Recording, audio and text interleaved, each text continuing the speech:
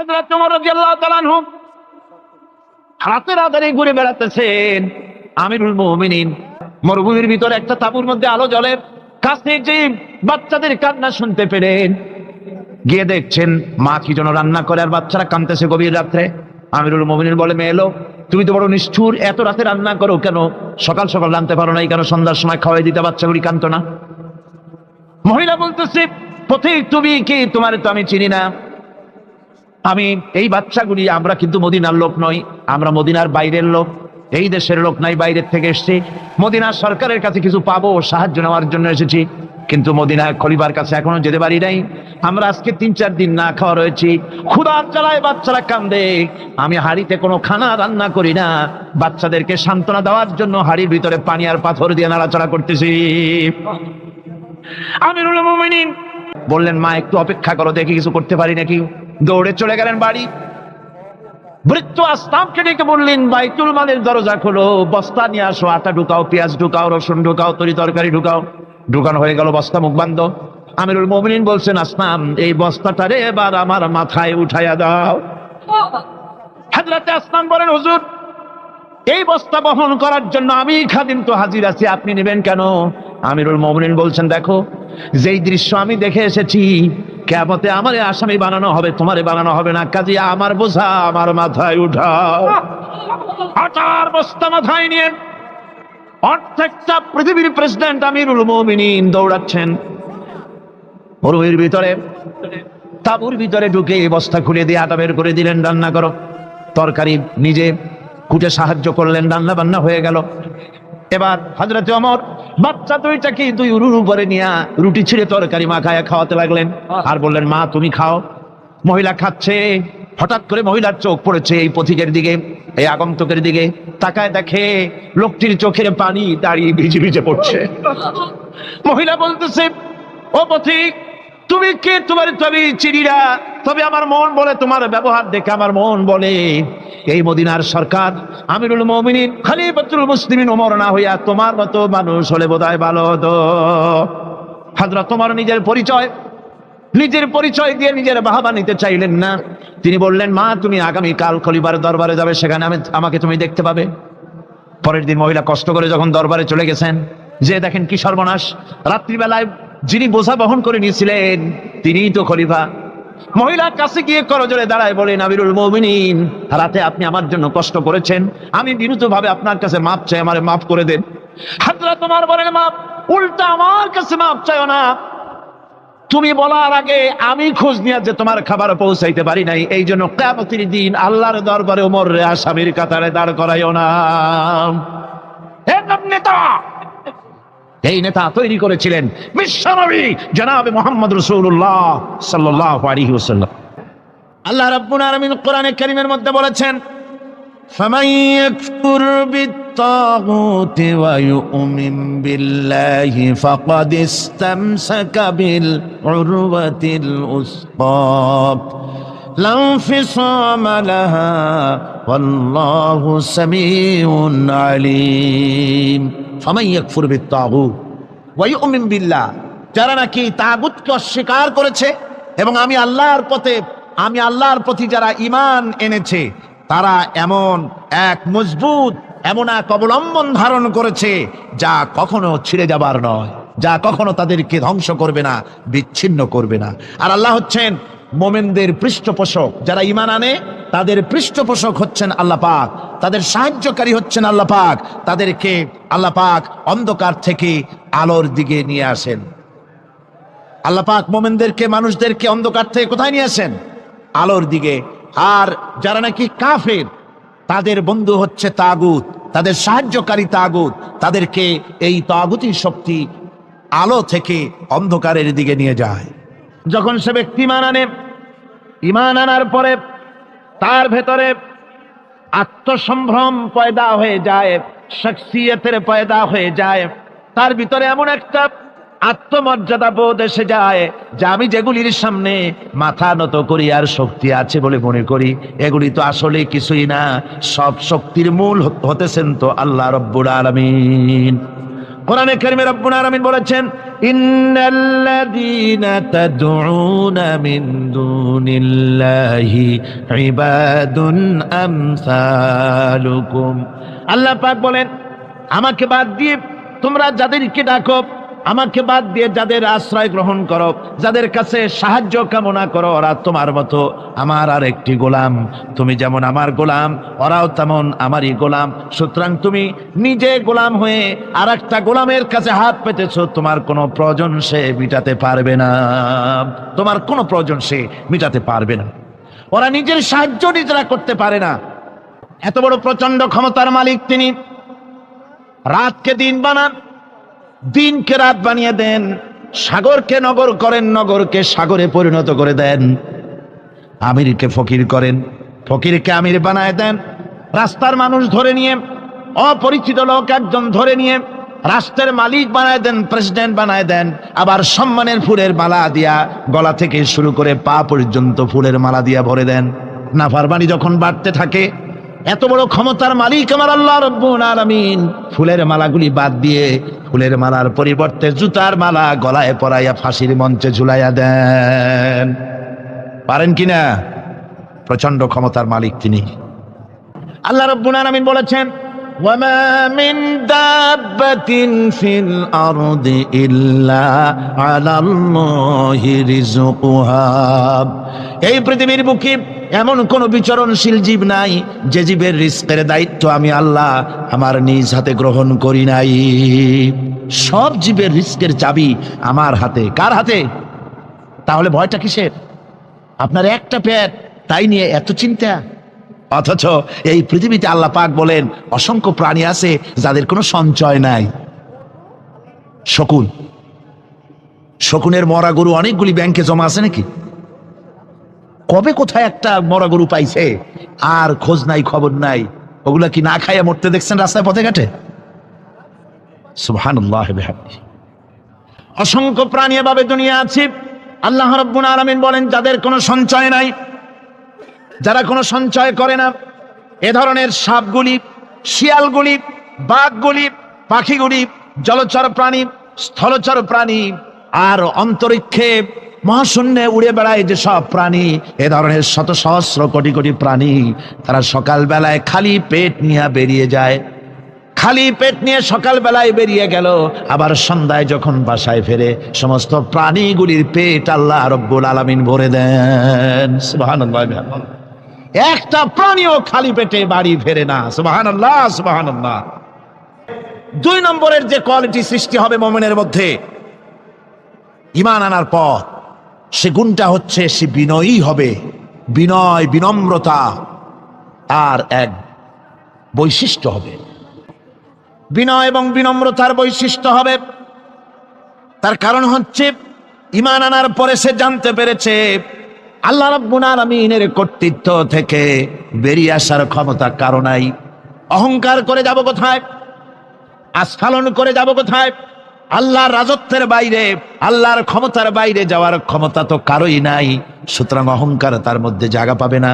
আল্লাহ পাক দুনিয়ার সমস্ত মানুষের জিনকে পরিষ্কার করে বলেছেন, ইয়া মাশারাল জিন্নি ওয়াল ইনস ইন ইসতাতা'তুম আন তানফুযু মিন আকতারিস সামাওয়াতি ওয়াল আরদ ফানফুযু লা তানফুযুনা ইল্লা বিসুলতান। হে পৃথিবীর মানুষেরা আর জেনেরা, যদি সম্ভব হয় আমার আকাশের নিচের থেকে জমিনের উপর থেকে বেরিয়ে যা।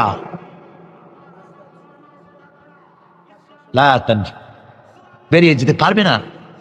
আমি আকাশ এবং জমিন থেকে যদি সম্ভব করতে পারো বেরিয়ে যা। আর যদি কোনো আকাশ থাকে তার নিচে যা, আর যদি কোনো জমিন থাকে তার উপরে যাও। এমন দেশ যদি পাও যেখানে আমার আলো ছাড়া কোনো আলো আছে, আমার বাতাস ছাড়া কোনো বাতাস আছে, আমার চাঁদ সূর্য ছাড়া কোনো চাঁদ সূর্য আছে, যাও সেখানে। আল্লাহ রাব্বুল আলামিন বলেন নাই এরকম যাওয়ার কোনো উপায় নাই। আমি আল্লাহ রাব্বুল আলামিন আকাশ আর জমিন দিয়ে প্যাকেট করে রেখেছি, আটকায় রেখেছি। আমার রাজত্ব থেকে, আমার ক্ষমতা থেকে, আমার কর্তৃত্ব থেকে বেরিয়ে যাওয়ার ক্ষমতা কোনো মানুষের নাই, কোনো জেনের নাই, কোনো প্রাণীর নাই। সুবহানাল্লাহ বিহামদিহি। মানুষ হচ্ছে অহংকার কিসের হবে? তোমরা হচ্ছ ফকির। আল্লাহ পাক বলছেন ওয়াল্লাহুল গনিয়্যু ওয়া আনতুমুল ফুকারা। আল্লাহ হচ্ছেন গনি। আল্লাহ কি? গনি, বেনিয়াজ, বেপরোয়া। ফাআলুল লিমা ইউরিদ, যা খুশি তাই করে, কারো মুখাপেক্ষী তিনি নন। কোরআনে কারীমে রব্বুল আলামিন বলেছেন, নবী আপনি আমার ব্যাপারে, আমার গুণাবলীর ব্যাপারে বলুন। কুল হুয়াল্লাহু আহাদ, পড়েন সবাই। কুল হুয়াল্লাহু আহাদ আল্লাহুস সামাদ লাম ইয়ালিদ ওয়া লাম ইউলাদ ওয়া লাম ইয়াকুল লাহু কুফুয়ান আহাদ। আল্লাহ পাক বলেন, বান্দারে ও আমার নবী আপনি বলুন, আল্লাহ পাক এক এবং একক, তিনি নিরঙ্কুশ, তিনি বেনিয়াস, তিনি কারো মুখাপেক্ষী নন, তিনি কাউকে জন্ম দেন নাই, তাকেও কেউ জন্ম দেয়নি। আকাশ এবং জমিনে আল্লাহর সমকক্ষ কেউ নাই। তোমরা হচ্ছ ফকির আর আমি আল্লাহ হচ্ছি বেনিয়াস। লিল্লাহি মা ফিস সামাওয়াতি ওয়া মা ফিল আরদ, আকাশে যা আছে জমিনে যা আছে সব আল্লাহ। সব কার? আল্লাহ পাকের। সুতরাং কিসের অহংকার, কিসের মাতবাড়ি? মানুষ পেছনের কথা ভুলে যায়, মোটেই চিন্তা করে না।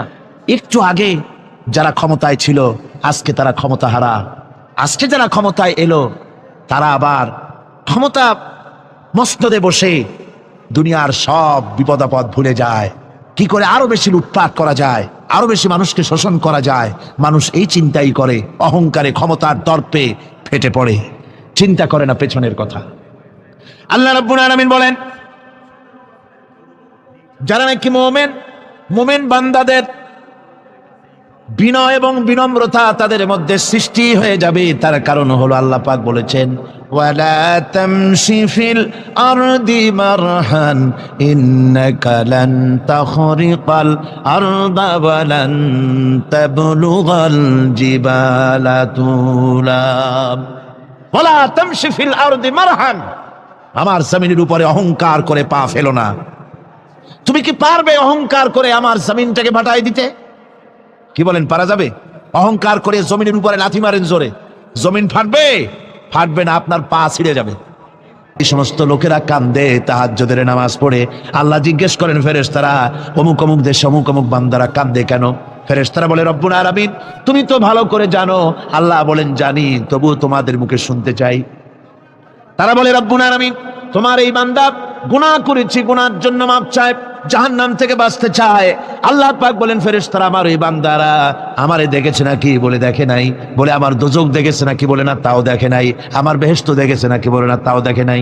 আল্লাহ পাক বলেন ফেরেশতারা সাক্ষী থাকো, ওরা আমাকে দেখে নাই, আমার বেহেশত দোজখ কিছুই দেখে নাই, শুধুমাত্র আমার নবীর কথা, আমার কোরআনের কথা বিশ্বাস করে আরামের ঘুমকে হারাম করে যেভাবে তারা কাঁদতেছে, সাক্ষী থেকে যাও ফেরেশতারা, আমার রহমতের দরিয়ায় জোশ মেরেছে, আমার ওই ক্রন্দনরত বান্দাগুলিকে আমি আল্লাহ মাফ করে দিলাম। সুতরাং মুমিন বান্দা যারা, আল্লাহর মুমিন বান্দা যারা, এই ঈমানের কোয়ালিটি, এটাও হতাশায় নিরাশায় ভেঙে পড়বে না। গুনাহ তো মানুষই করে, গুনাহ হয়ে গেছে মাপ চাও। তোমার গুনাহ কদ্দূর? তোমার গুনাহ যদি হয় পাহাড় সমান, আল্লাহর রহমত আকাশ সমান। জাহান্নামের কঠিন শাস্তি থেকে বাঁচতে হলে আল্লাহর প্রতি ঈমান আনতে হবে। আর ঈমান আনলে যে কোয়ালিটিগুলি হওয়া উচিত সেগুলি আমি আপনাদের সামনে আলোচনা করছি। এরপর আরেকটি কোয়ালিটি হবে মুমিনের, তা হলো কঠোর কঠিন বিপদে অবিচল থাকবে, বিপদে ভেঙে পড়বে না। বিপদ আপদ শত্রুতা ক্ষয় ক্ষতি যা কিছু হয় সবই আল্লাহর পক্ষ থেকে, এটা মেনে নিতে হবে এবং ধৈর্য ধারণ করতে হবে। বিপদ মুসিবত শুধু উম্মতের জন্য নয়, দুনিয়ার সমস্ত নবীদের বিপদ এসেছে, হয় নাই? নবীদের বিপদ আসে নাই? কোরআনে কারীম থেকে শুনুন, আল্লাহ রাব্বুল আলামিন বলেন وَكَذَلِكَ جَعَلْنَا لِكُلِّ نَبِيٍّ عَدُوًّا مِنَ الْمُجْرِمِينَ।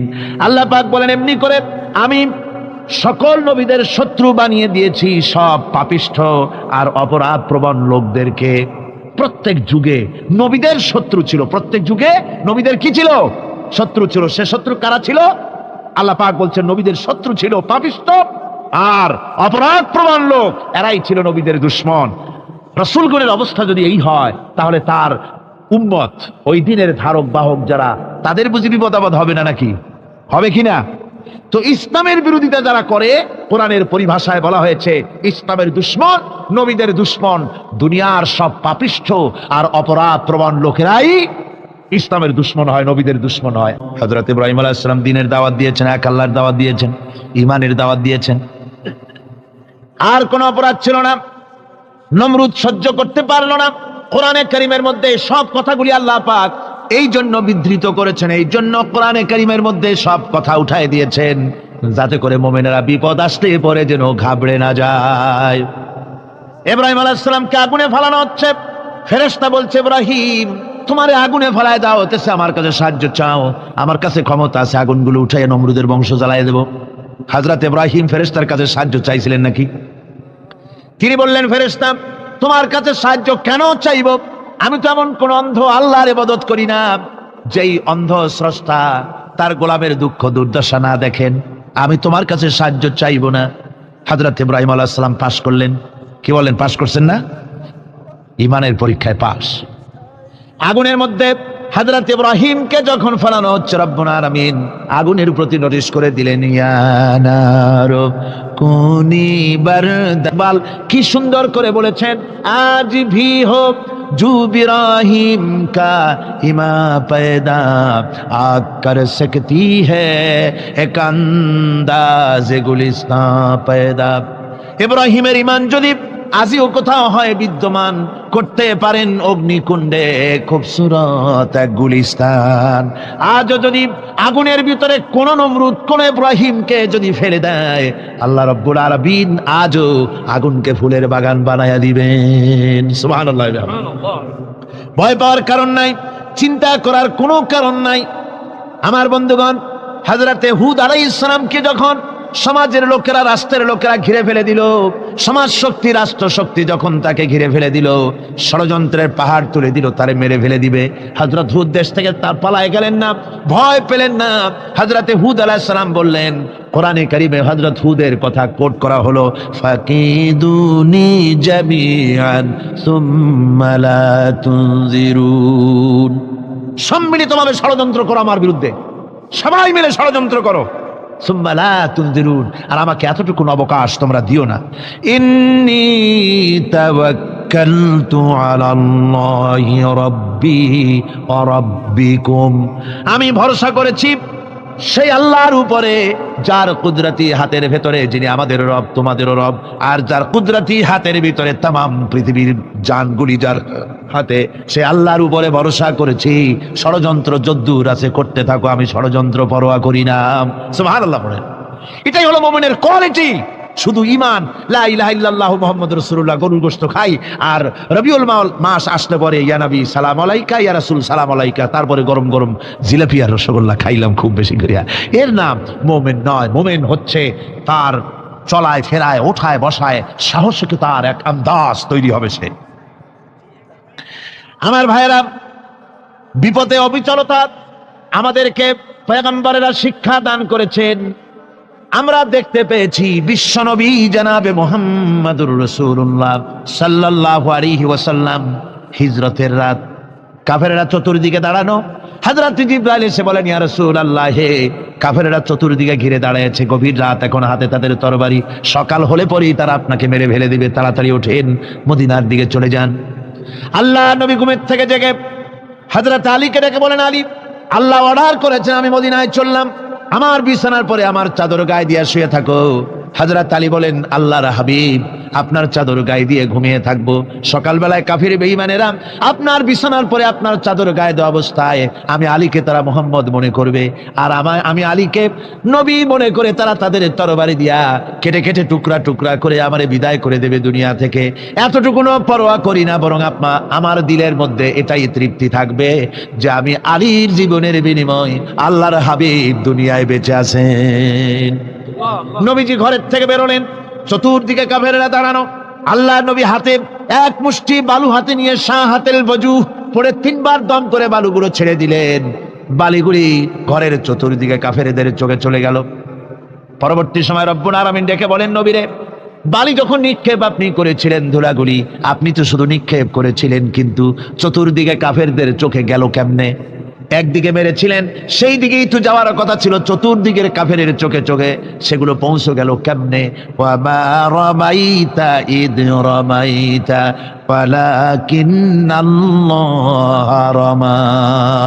আপনি নিক্ষেপ করেন নাই, যখন আপনি নিক্ষেপ করেছিলেন আপনি তো শুধু বালুকণা ছেড়েছেন, আর ওই বালুকণাগুলি ঘরের চতুর্দিকে সব কাফেরদের চোখে পৌঁছবার দায়িত্ব আমার কুদরত গ্রহণ করেছিল। আমার ভাইরা, নবীজি বিপদে, এতগুলি শত্রু তরবারি নিয়ে তিনি বিপদে ধৈর্য হারা হন নাই। আস্তে করে ঘরের থেকে বেরিয়ে হযরত আবু বকরের বাড়িতে গিয়ে হাজির। দরজায় গিয়ে আওয়াজ দিলেন আবু বকর, অমনি দরজা খুলে গেল। লাব্বাইক ওয়া সাদাইক। হুজুর বলেন, আবু বকর রে, একটা ডাকে কেমনে সাড়া দিলে? তুমি কি ঘুমাইছিলে না? হযরত আবু বকর বলেন, হুজুর আপনি বলেছেন আমাকে নিয়ে হিজরত করবেন, আমি মনে মনে চিন্তা করেছি না জানি কত রাত্রে নবীজি আসেন, উঠতে যদি আমার দেরি হয়ে যায়, নবীজি যদি দরজার কাছে দাঁড়ায় দাঁড়ায় আমার ডাকাডাকি করে, আর আমি যদি ঘুমায় থাকি, তাহলে আল্লাহ নবীর সঙ্গে বেয়াদবি হয়ে যাবে। এই মনে করে বিছানায় না ঘুমাইয়া আপনার গলার আওয়াজ শোনার জন্য এই দরজার সঙ্গে পিঠ লাগাইয়া লাগাইয়া দাঁড়াইয়া ঘুমাচ্ছিলাম। আল্লাহ নবী হযরত আবু বকরকে সঙ্গে করে নিয়ে চললেন মদিনার দিকে। উল্টা পথে রওনা করলেন। বারবার কাবা শরীফের দিকে তাকাতে লাগলেন। বুখারী শরীফে এসেছে, নবীজি বারবার কাবার দিকে তাকিয়ে বলতেছেন, রে কাবা, বড় আশা ছিল তোর কাছে থাকবো, তোর খেদমত করব, কিন্তু তোর নিষ্ঠুর সন্তানেরা তোর কাছে আমারে থাকতে দিল না রে। আল্লাহ নবী মিসফালা দিয়ে জাবালে কেদোয়ার উপর দিয়ে চলে গেলেন জাবালে সুরে। গুহার কাছে যখন গিয়েছেন, ফজর রক্ত হয়ে গেল। হযরত আবু বকর রাদিয়াল্লাহু তাআলা আনহু বলছেন, হুজুর আর উপায় নাই, দিন হয়ে গেল, এখন বুঝি ধরা পড়ে যাব, ওই গুহার মধ্যে গিয়ে আশ্রয় নেই। তবে আপনি দাঁড়ান, গুহার ভিতরে পাহাড়িয়া গুহা, বিচ্ছু থাকতে পারে, সাপ থাকতে পারে, আমি আগে ঢুকি, যদি কোনো হিংস্র প্রাণী থাকে আমার উপর দিয়া আঘাত হয়ে যাক, আল্লাহর নবী হেফাজতে থাকুক। হযরত আবু বকর রাদিয়াল্লাহু তাআলা আনহু গুহার ভিতরে নামলেন। নেমে গুহা সাফ করে হুজুরকে ডাকলেন। হুজুর তাশরীফ ফরমালেন গুহার মধ্যে। হুজুর বলেন, আবু বকর হেঁটে হেঁটে কষ্ট হয়ে গেছে, তুমি বসো, তোমার উরুর উপরে মাথা রেখে আমি একটু ঘুমায়ে যাই। আল্লাহর হাবিব ঘুমায় গেলেন। হযরত আবু বকর লক্ষ্য করে দেখেন চতুর্দিকে অনেকগুলি গর্ত দেখা যায়। এই গর্ত থেকে সাপ আসতে পারে, বিচ্ছু আসতে পারে মনে করে নিজের গায়ের চাদর ছিঁড়ে ছিঁড়ে ছিলেন, আমি তাকে আর আমি বিঘ্ন ঘটাতে পারতাম না। আমার ভাইয়েরা, হযরতে আবু বকর হযরতে রাসূল দুজন বসে আছেন। এমনি সময় কাফের বেঈমানেরা খুঁজতে খুঁজতে জায়গা মতো এসে গেছে। একজনে বলে ভিতরে আছে, আর একজনে বলে নাই। পায়ের যদি থাকবে তাহলে মাকড়সায় জাল বুনালো কি করে, পাখি ডিম পেড়ে বসে আছে কি করে, তাদের সন্দেহ হতে লাগলো। এর মধ্যে না একজন বলে আছে আর একজন বলে নাই। হযরত আবু বকর ভয়ের চোটে কেঁদে ফেলেছেন, হুজুর আর উপায় নাই। এই যে অবস্থা, এই অবস্থার ভিতরে, এই অবস্থার ভেতরেও আল্লাহর নবী এতটুকু ঘাবড়ে যান নাই। শত্রুরা তরবারি নিয়ে এসেছে, সুযোগ পেলেই একটু তাকালেই দেখতে পাবে, তুলে মেরে ফেলে দেবে। আল্লাহর হাবিব মোটেই ধৈর্য হারালেন না, এতটুকুন হতাশ হলেন না।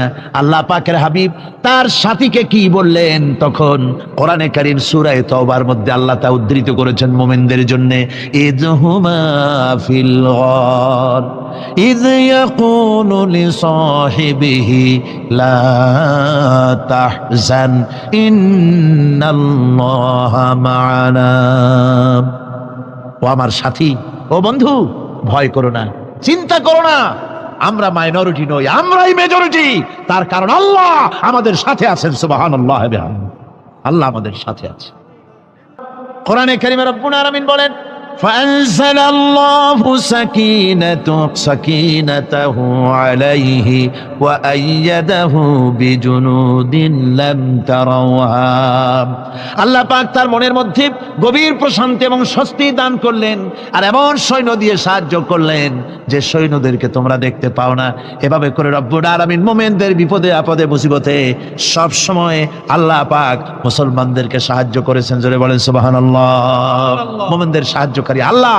তাই ইসলামী আন্দোলনের সাথে যারা আছে, যারা কর্মী, যারা নেতা, যারা মুমিন, যারা ইমানদার, মেঘের মতো প্রচন্ড কালো মেঘ হয়ে চতুর্দিক থেকে অন্ধকারের মতো সে এসেছে বিপদ, কোনো বিপদ না। আল্লাহ পাক সাহায্যকারী। কে সাহায্যকারী? জোরে বলেন, সাহায্যকারী কে? আল্লাহ সুবহানাহু ওয়া তাআলা, তিনি সাহায্যকারী, ভয় নাই। আল্লাহ পাকের উপর ঈমান আনলে পরে কলিজার ভিতরে দুর্জয় সাহসের সৃষ্টি হয়ে যায়, কোনো ভয় অন্তঃকরণে তার থাকে না। আল্লাহ পাক সাহায্য করেন। আর আল্লাহর উপরে ঈমান আনলে পরে রব্বুল আলামিন বলেছেন, ইয়া আইয়ুহাল্লাযীনা আমানু হাল আদুল্লুকুম আলা তিজারাতিন তুনজিকুম মিন আযাবিন আলীম। এমন একটা ব্যবসার কথা কি বলবো না, যে ব্যবসায় তোমাদেরকে জাহান্নামের আযাব থেকে বাঁচায় দেবে। তার প্রথম কাজই হলো আল্লাহর প্রতি ঈমান আনা। ঈমান আনলে পরে এই সমস্ত গুণ তৈরি হয়ে যায়। আর ঈমানে সবচাইতে উপকৃত হয় সমাজের লোকেরা, রাষ্ট্রের লোকেরা, পরিবারের লোকেরা, দেশের মানুষ উপকৃত হয় মুমিনদের দিয়ে ঈমানের কারণে।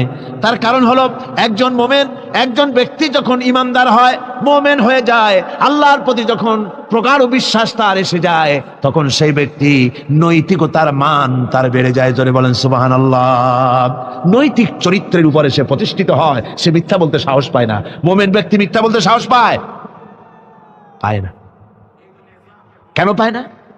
মিথ্যা বলতে সাহস পায় না, ঠকাতে সাহস পায় না, ওজনে কম দিতে সাহস পায় না, শয়তানি বদমাশি করতে সাহস পায় না। তার কারণ হলো আল্লাহ পাক বলে দিয়েছেন, মুমিন কোরআনের ভিতরে পড়েছে, ইয ইয়াতালাক্কাল মুতালাক্কিয়ানি আনিল ইয়ামিনি ওয়া আনিশ শিমালি কাঈদ।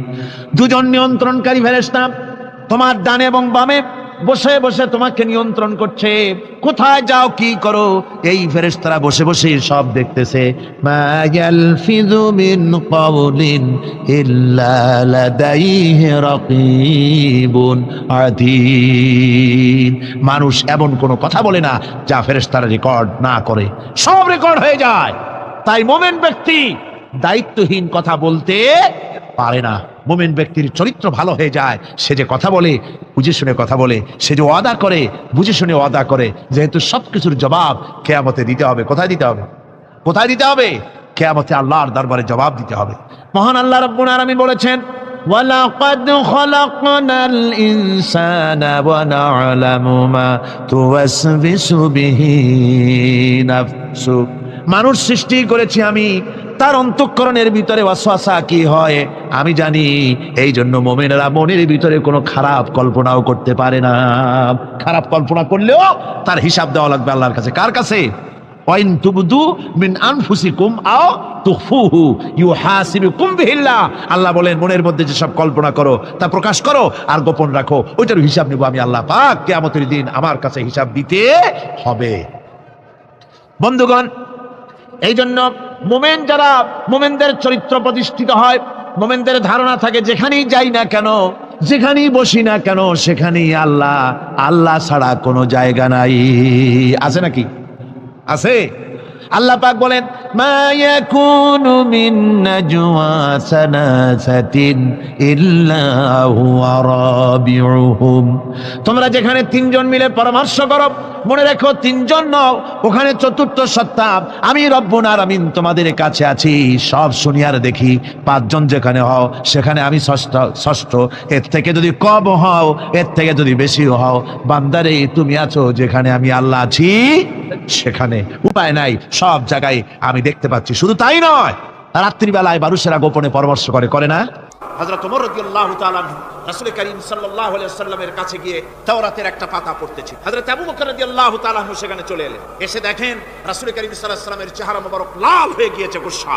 হযরত আবু বকর বললেন, ওমর তুই যদি এর থেকে মরে যেতিস, তুই যদি এর থেকে মরে যেতিস, তুই যদি এর থেকে মরে যেতিস। তিনবার বললেন। হযরত ওমর শিউরে উঠলেন, হতচকিত হয়ে উঠলেন। আবু বকর আমাকে মরার কথা বলছেন কেন? তিনি তাকিয়ে দেখেন রাসূল করিম সাল্লাল্লাহু আলাইহি ওয়াসাল্লামের চেহারা মোবারক গুসায় লাল। হযরত ওমর বলছেন, ইয়া রাসূলুল্লাহ, আমার এবং আমার পিতা মাতার জীবন আপনার কদম মোবারকে উৎসর্গ হয়ে যায়। আমি অপরাধ করেছি, কি অন্যায় করেছি হুজুর আমাকে। হুজুর বলছেন, ওমর তুমি যে তাওরাতের পাতা আমার সামনে পড়তেছো, এই তাওরাত যার উপরে নাজিল হয়েছিল সেই মুসা আলাইহিস সালাম যদি আজকে বেঁচে থাকতেন, তাহলে আমার উম্মতের ভিতরে শামিল হয়ে যাওয়া তার জন্য ফরজ হয়ে যেত।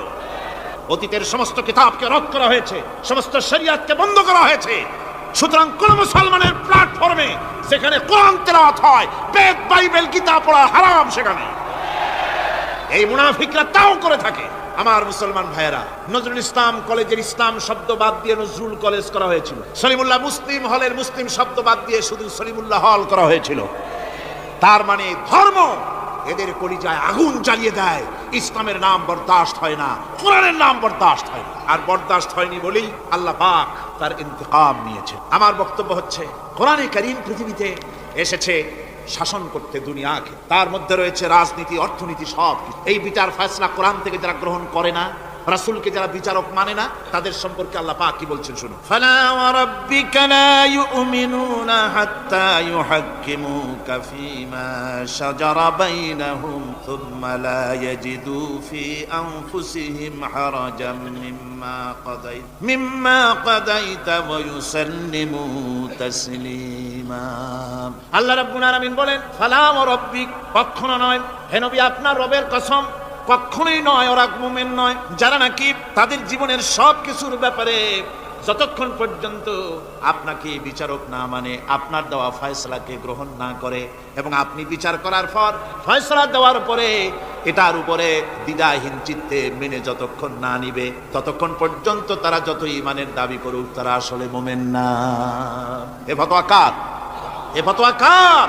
আল্লাহ রাব্বুল আলামিনের ফতোয়া। কখনো মুমিন হতে পারবে না যারা রাসূলুল্লাহকে ফয়সালাকারী হিসেবে গ্রহণ না করবে, কোরআনকে সংবিধানের উৎস হিসেবে গ্রহণ না করবে। কোরআন এসেছে আইনের কিতাব হিসেবে পৃথিবীর মানুষকে পরিচালিত করার জন্য।